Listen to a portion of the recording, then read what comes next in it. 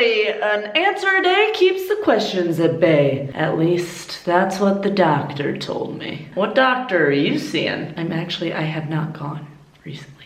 Anywho, you guys asked me the Q's, I've got the A's. These questions are coming straight from YouTube. Let's get this show on the road. Abhishek asks, what have you planned out for the future?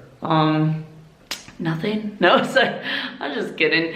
I think it's always smart to have, you know, a 1 year, 2 year, 5 year plan. Any longer than that, you're just fooling yourself. But right now, I've been thinking a lot about what I want life to be, because it's kind of funny, when I was released into the real world, sound like a wild animal, when I was released into the real world, I found that it actually seems quite infinite. You know, you look into the future and it's no longer structured like college was, which makes it feel like it has tons of possibilities, but can also feel kind of suffocating under the weight.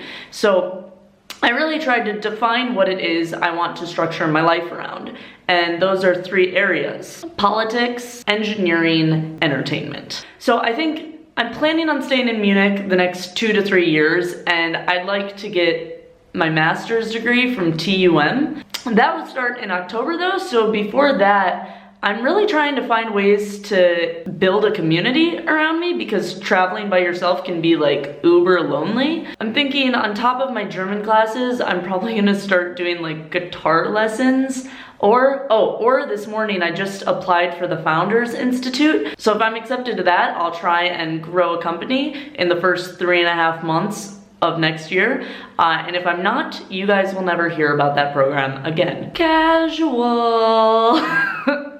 All right, next question. Sasa asks, would you recommend dating in college? Are you single right now? Wouldn't you like to know? Yeah, no.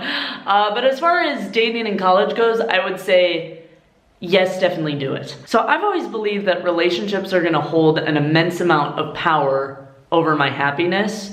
And I think that's because where I find meaning is from having deep connections with other human beings. And that doesn't necessarily mean romantic relationships, but I feel like a huge piece of that puzzle is romantic relationships. Here's the problem I think a lot of people run into. They kind of ignore that biological clock, you know, tick-tocking in the back of their mind. And the thing is, if you get to a certain age and you haven't found a partner and you decide you don't want to freeze your eggs because it's hashtag 2017 and we can do that now, then you're gonna find yourself without the ability to produce more of yourselves. You won't be able to make mini-me's. And that's not important for everybody, but I know personally it will be for me, because this idea of family and creating a family and having something that's so close is so central to my personal definition of happiness. And so if that's central to your mission, then I would say get as much dating experience as you can early on. Because I've seen friends of mine, you know, who are out in the world 27, 28, and they're still too afraid to approach girls or approach guys. You know, what's gonna happen is if you get to an age where you're like, oh shoot, now I need to find somebody and settle down, but you've never had any practice, you know, flirting with other human beings or, you know, testing out what you like in another human being, then you're more likely than not gonna be like flailing in the dark, you know, really quickly trying to latch on to anything. And for a forever decision, you know, because that's what marriage is a forever decision, that seems like an awfully bad way to approach it. But hey, that's just my opinion. Brianna asks, quick, how many chicken nuggets can fit inside a standard size McDonald's bag? I haven't been to McDonald's in months. Actually, I have, but I got a chocolate shake last time I went. Okay, let's think about this logically. So I normally eat about 6 chicken nuggets. You know what, screw it, no, I'm just gonna say 72. I like the number 72, so we're gonna go with it. Kieran asks, how do you make sure you don't give people the impression that they think they're beneath you, especially with a Harvard degree and a YouTube channel? I'm sorry, what? You don't feel below me? God darn it, I keep trying to act superior, but nobody takes me seriously. No, I mean, this question is super easy. I think it's basically what you believe is what people perceive.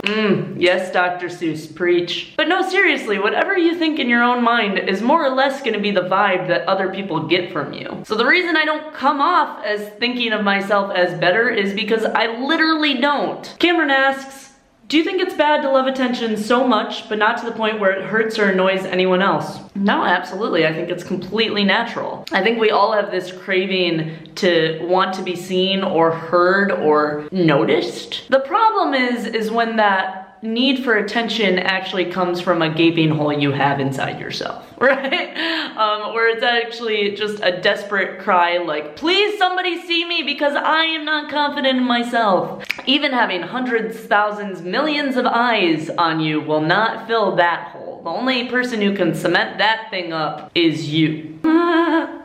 Steve Stitch asks, if you really went to Harvard, what's 2 + 3? Well, Steve Stitch, they want me to answer 5, but what I'll really answer is, there is no spoon.